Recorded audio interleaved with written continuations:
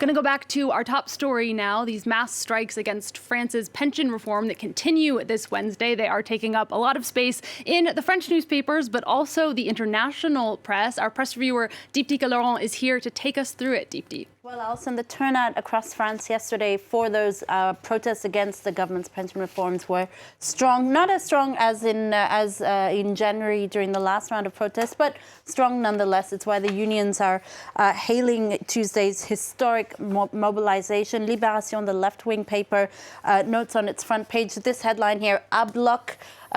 Noting the protesters' determination to continue. Indeed, these protests and strikes are continuing today and through the week.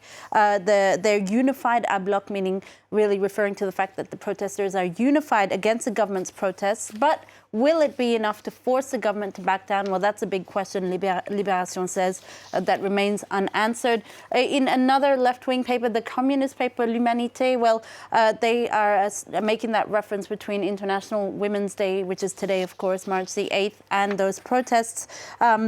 The paper focusing on just how important women are to the protest movement against pension reforms in France. Women retirees on average earn 24% less than their male counterparts, and women's rights associations argue that the pension reforms that the government want to push through will penalize women even more because basically they'll have to work a bit longer than their male counterparts in order to access their full pension benefits, Alison.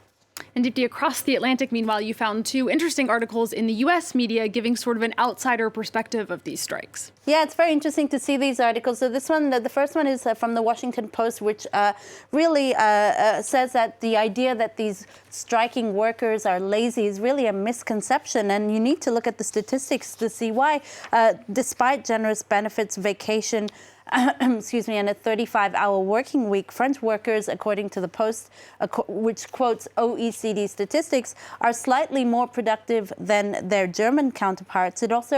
France also has some of the highest rates of burnout and accidents on the job in Europe, made worse by the gig economy. So in this context, retiring at 62 is really seen as kind of the trade-off for these rough, long hours that French workers work during their working life, a chance to leave their employment earlier and enjoy life. And that's why this New York Times article comes in, because it says that this fight over pension reforms isn't just about government policy. It's challenging France's national identity, something that's really enshrined in the French way of life, that work-life balance.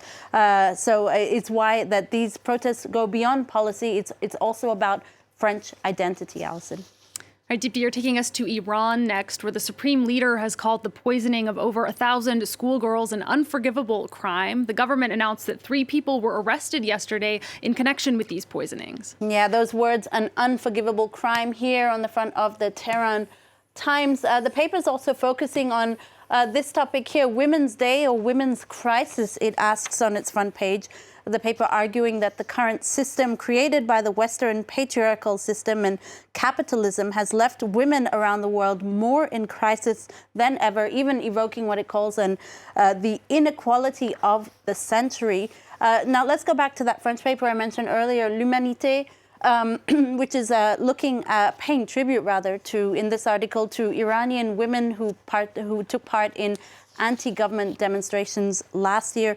In fact, all these women here you see in this photo essay taken by an Iranian photograph who remains anonymous for security reasons. The women as well have had their names changed in the article. Well, they talk about how they were maimed as a result of those protests, but despite each of them losing an eye through, for instance, being shot with pellet bullets, they are determined more than ever to continue their battle to protect their rights as women in the country, Alison.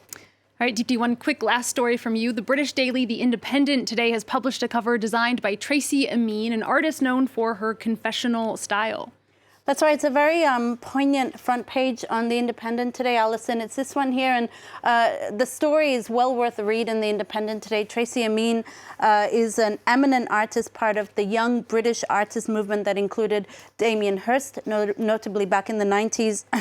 Amin accompanies this cover with a very poignant account of her battle with cancer, living with a colostomy bag, the impact it's had on her physical appearance. She also looks back on her friendship with the late Vivienne Westwood. I recommend reading this article. It's very poignant today. All right, Deepti, we'll definitely give that a read for International Women's Day. Thank you so much for that look through the papers.